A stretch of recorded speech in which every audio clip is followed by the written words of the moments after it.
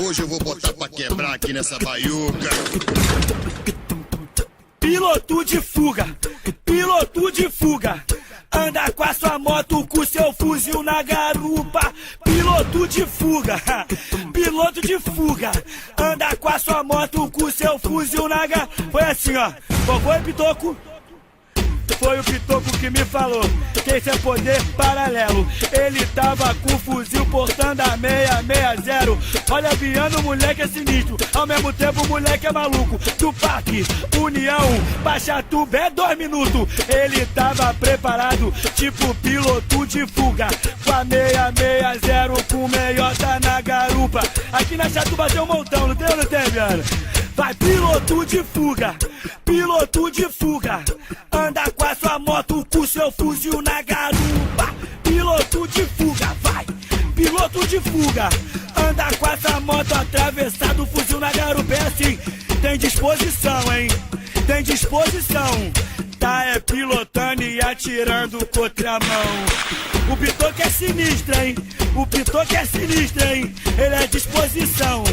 Ataca uma e dá tiro com a outra mão. Olha só, Biano. Falei com o Faustão ali outro dia.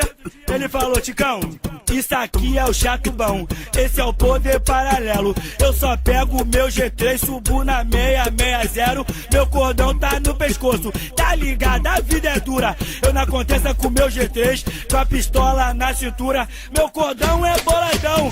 Olha, Ticão, não tem lero-lero. Eu gosto da minha moto, vermelha e preta, 660. Vou falar, o negócio é sinistro, Ticão.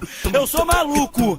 Daqui lá pro Parque União, se deixar eu ir, é 2 minutos. É por isso que eu te falo, olha, vê se não se iluda. Esse mano é o Faustão, com seu fuzil na garra. Então, piloto de fuga, vai, piloto de fuga.